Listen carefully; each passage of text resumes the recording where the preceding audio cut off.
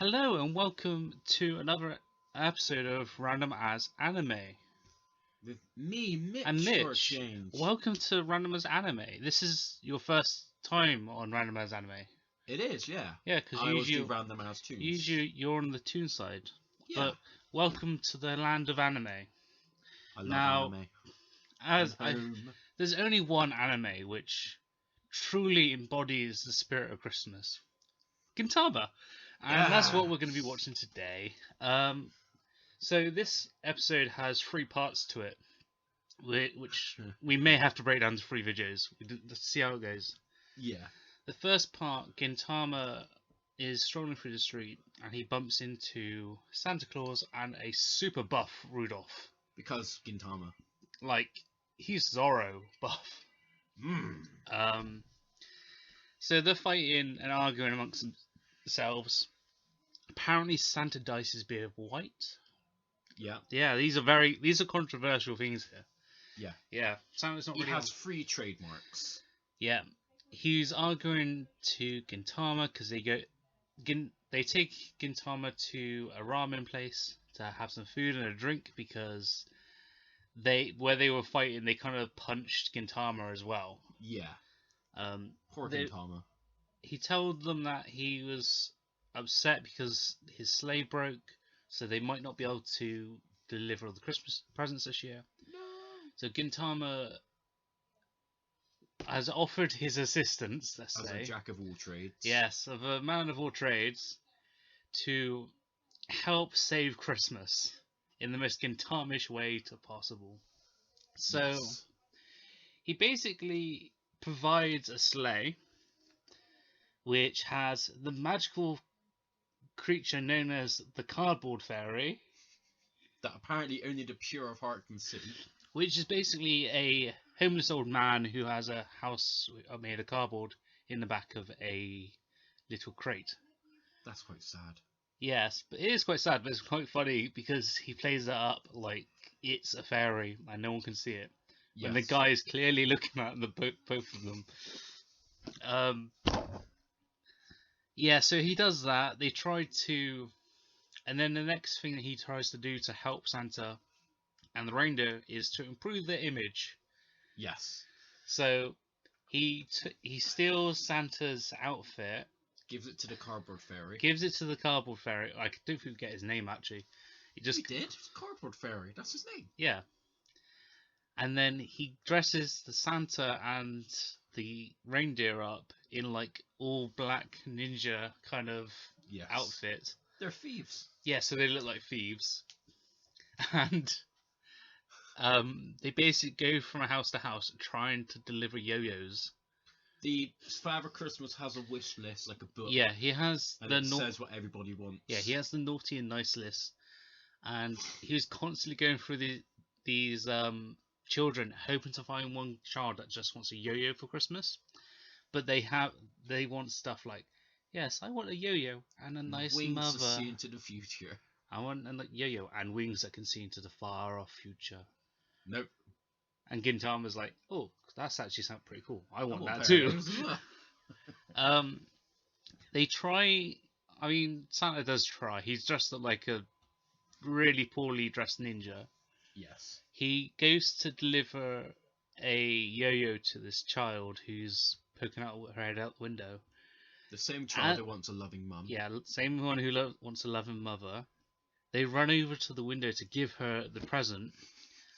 Because they're not in their traditional outfits, they scare the child. She screams for her mother, and what can only just be described as a ginormous Goliath just smashes through the wall, like Super Saiyan, like Goku on Christmas dinner, breaks through the wall.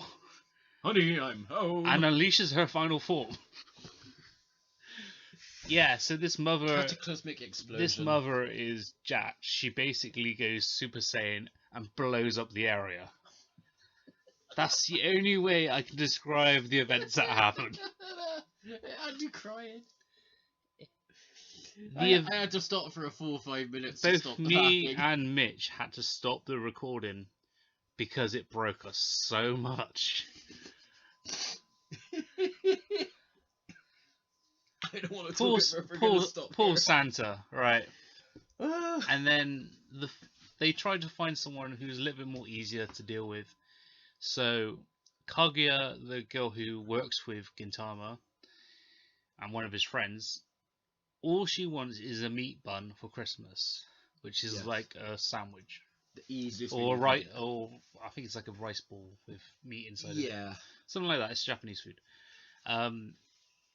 So they bring her some, but instead of just giving her the food and leaving, Gintama starts messing around.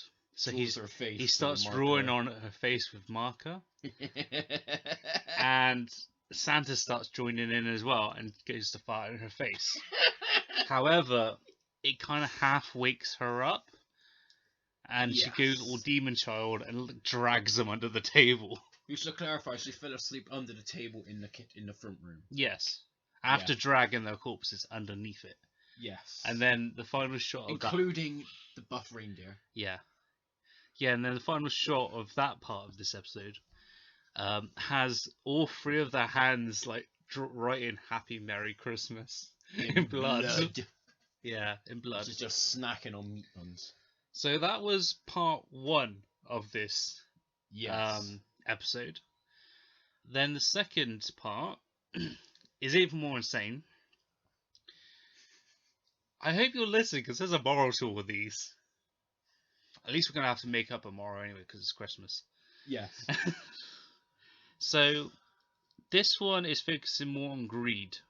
Yes. Which, if you've watched Gintama, makes sense. Way more sense than it should. He, he goes to the supermarket and goes to buy a comic. He says it's a comic, but it's clearly a Shonen Jump magazine. Magazine, like one of the Jump issues. But because of localization, they call it a comic, which only just makes it more hilarious. Yes. Especially if you know all the rivalry between Marvel and DC as well. But that makes it even more hilarious. So this other guy wants the comic as well. They both grab it with their hand and they refuse to let go. Because they're children. Yeah. They come up with wild excuses as to why they should do the manga. Like, but their mum's dying and... Yeah, I'm dying. So I'm dying. This is for my son. It gets like that. They kind of up it. Until this old lady walks into the store, asking if they asked the old lady to hold on to the book, just to kind of ease the tension. She grabs onto it, but she doesn't let go either. Then they cut away from that. No one lets go. They cut away to Elizabeth, one of my favorite characters from Gintama, who is a duck. She's a glorious duck. So that's her name, is it? Yeah, I can't remember if that's she's. What the duck's name is. I can't remember if she's actually female or male. I know some of the time she's female, and then other times she's male. I honestly think it's just a costume, and she devoured an entire ramen bowl of ramen. Honestly, including the bowl. Honestly, she's a demonic force of nature. You do not mess with her or him. Just don't mess with it. Don't mess with the duck. It has glowing red eyes inside that mouth. You don't mess with that. Oh dear. So yeah, you got her, Elizabeth, and Elizabeth's friend talking about how there's this group of people that's going to be attacking the city, and Edo City, yeah. The Edo City, which is where they live, and Gintama's century around. And they're keeping an eye out for a van that's supposed to be having loads of explosives on it. Cue Gintama. Meanwhile, with Gintama, the old lady was putting so much pressure on pulling this comic. As Gintama and the other guy let go, the comic flies up and lands right on top of this van. That has explosives. That happens to be the same van that Elizabeth was talking about earlier. As it drives off, the two guys chase after it. Not after the van, after the comic, which has the van underneath it. Yes. The old lady is kind of dead at this point, because because she looks like she had a stroke while she was flinging it on top of it. Yes. They don't think to look after her. They just go after the comic. What's quite funny is they cut away from this to a scene with Gintama's three friends, and they're basically talking about how about greed and like how we shouldn't be naughty and stuff like that. The sister had some really funny moments in that which broke us. She was like, parents have to lie to their kids to give them hopes and dreams and something to hold on to.